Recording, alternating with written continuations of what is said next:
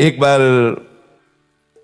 भगवान श्री कृष्णचंद्र जो नित्य रास में गोपी जनों के पास नित्य रात्रि में रस विलास करते थे, आनंद मगन होकर जो जिस भावना से उपासना करता है ठाकुर जी वैसे ही सुख देते। ये गोपीजन कांत भाव से, प्रीतम भाव से, पति भाव से आराधना करती, तो प्रभु वैसे ही हास्य विनोद रस क्रीड़ा करते। तो एक दिन सब गोपियां बैठी हुई थी और बहुत समय व्यतीत हो गया, प्रभु नहीं आए।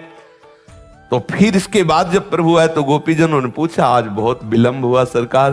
बोले, आज हमारे गुरुजी आए थे। आपके गुरुजी आए थे? बोले, हाँ, पल्लीपार यमुना के हैं। कौन गुरुजी हैं? बोले, दुर्वासा जी आए थे। भगवान संतों का आदर करते हैं। बोले, फिर तो आपके गुरुजी के दर्शन हम भी करेंगे, बहुत सूक्ष्म विषय है। बोले, हाँ, गुरुजी के दर्शन ऐसे नहीं किए जाते। अगर गुरुजनों के पास जाया जाए तो शास्त्र में भी आता है, भले वो आप दूब लेके जाइए, दूब अंकुर, कोई पत्र, कोई फल, कोई पुष्प, लेकिन खाली हाथ गुरुदेव के चरणों के समीप न जाए, ऐसा शास्त्र आज्ञा करता है। गोपीजनों ने कहा, पत्र पुष्प फल क्यों ले जाएंगे, हम तो बढ़िया ले जाएंगे, गुलाब जामुन, पुआ, खीर, पूड़ी, अभी हम सब मिलकर तैयार किए। अब वहां एक दो तो थी नहीं, यूथ की यूथ, मतलब अगर पुआ पूड़ी का एक जगह स्टॉक किया जाए तो छोटे मोटे गिरिराज जी, क्योंकि संपूर्ण ब्रजवासिनी, और गुरुजी आए हैं प्रीतम के, तो खूब सब जब चली तो उनका प्रीतम, एक बात बताओ, यमुना जी बढ़ी हुई है और रात्रि का समय नाविक मिलना तो मुश्किल, और नाविक भी मिलेगा तो सुबह तक पार हो पाएंगे, क्योंकि एक दो तो है नहीं। तो उनका यमुना जी से कहना, यदि श्री कृष्ण अखंड बाल ब्रह्मचारी हैं तो मार्ग दे दो। हंसी, क्योंकि सबको पता है कि कैसे हास्य विनोद करते, कैसे अटखेलिया करते। गई यमुना जी से कहा कि यदि मेरे प्रीतम श्री कृष्ण अखंड बाल ब्रह्मचारी तो मार्ग दे दो। यमुना जी हट गई, पूरा थल की तरह जल एकदम हटकर सूख गया और निकल गई। आश्चर्य हुआ कि भगवान कैसी बात कर रहे हैं। दुर्वासा जी के पास गई, प्रणाम किया और कहा, महाराज ये भोग स्वीकार करो।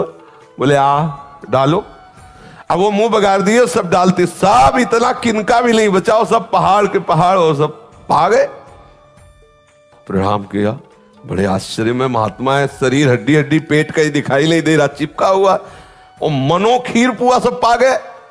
बोले, महाराज यमुना जी बाढ़ी हुई, लौट के जाने। बोले, आई कैसे थी? बोले, प्रभु ने कहा था कि अगर हम अखंड बाल ब्रह्मचारी हैं तो मार्ग दे दो। तो बोले, जाओ यमुना जी से कह दो कि दुर्वासा ने यदि दूब के अंकुर के सिवा अपनी जबान में कभी कुछ रखा ना हो तो मार्ग दे दो। गोपिका हंस पड़ी, बोले, मान गए गुरु चेला दोनों झूठे। वो कहते हैं अखंड बाल ब्रह्मचारी, अभी मनोपुआ खीर खा गए, और कह रहे दुर्वासा ने दूब का रस के सिवा और कभी कुछ आहार न किया हो तो मार्ग दे दे। गई, जाके यमुना जी से कहा कि अगर दुर्वासा जी ने कभी दुर्वांकुर के रस के सिवा कुछ जिह्वा में न रखा हो तो आप मार्ग। यमुना जी हट गए, आश्चर्यचकित हुई और जाके प्रभु से कहा कि प्रभु आपके गुरु जी के दर्शन किए तो एक प्रश्न खड़ा हो गया, जैसे गुरु वैसे ही चेला। तो प्रभु ने कहा, ऐसा क्या? अब बोले, बाहु प्रसार परिरम्य कराल को जो रास में वर्णन है, कौन सा ऐसा रस क्रीड़ा है जो आप ना खेलते हो? स्पर्श करना, आलिंगन, चुम्बन, परिरंभन आदि सब। फिर आप ब्रह्मचारी कैसे? ब्रह्मचर्य का तो बिल्कुल अलग स्वरूप होता है।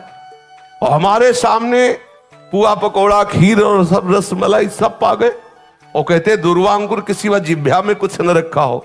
तब इसी बात को प्रभु ने बताया कि जो अहम शून्य महात्मा है, जिनका अहम पूर्ण रूप से लय हो चुका है परम तत्व में, उन्होंने नहीं पाया। तुम्हारी इच्छा थी, तुमने उनको ऐसे डाल, तो पूरे सृष्टि के मुख में जैसे जा रहा है ऐसे उनके मुख में जा रहा है। वो अहम भोक्ता बन के नहीं पा रहे, इसलिए उन्होंने नहीं पाया। आपकी दृष्टि में पवाया गया, आपकी दृष्टि में वो पाए, लेकिन स्वयं ना उनकी इच्छा है ना वो भोक्ता है, इसलिए उन्होंने नहीं। इसलिए उनका वचन सत्य है, स्वयं में कभी आहार रूप से स्वीकार करते हैं तो केवल दूब का अंकुर, और हम स्वप्रतिबिंब विभ्रमा।